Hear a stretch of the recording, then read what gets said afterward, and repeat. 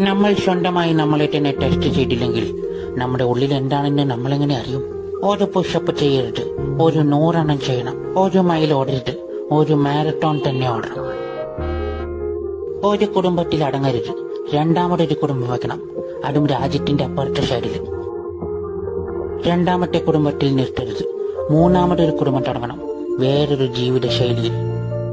ആദ്യത്തെ 2 കുടുംബങ്ങളായിട്ട് അധികം സമയം ചെലവഴിക്കരുത്, മൂന്നാമത്തെ കുടുംബത്തിന്റെ കൂടെ ഒരു കമ്മിറ്റ്മെന്റ് ഉണ്ടാക്കണം.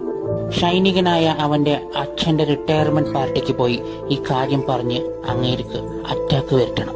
എന്നിട്ട് അതിന്റെ മരുപ്പിന് പോകരുത്. കാരണം നമ്മൾ ഓർക്കണം, നമുക്ക് വേറെ 2 കുടുംബങ്ങളും ഒരു മാരത്തോണും ഉണ്ട് ഓടാൻ. ഇവനെ നമ്മുടെ ലൈഫിൽ നിന്ന് ഒഴിഞ്ഞു പോകാൻ അനുവദിക്കരുത്. പകരം അവന്റെ ലൈഫിനെ അവനിൽ നിന്ന് ഒഴിപ്പിച്ചു വിടണം. ആ കുറ്റത്തിന് മാത്രമായി ജയിലിൽ പോകരുത്. എല്ലാവരെയും നിരത്തി പിടിച്ചു കൊണ്ടിട്ട് വേണം പോകാൻ. അതുമാത്രമല്ല, ആരുടെ മുന്നിലും തല കുണിക്കരുത്.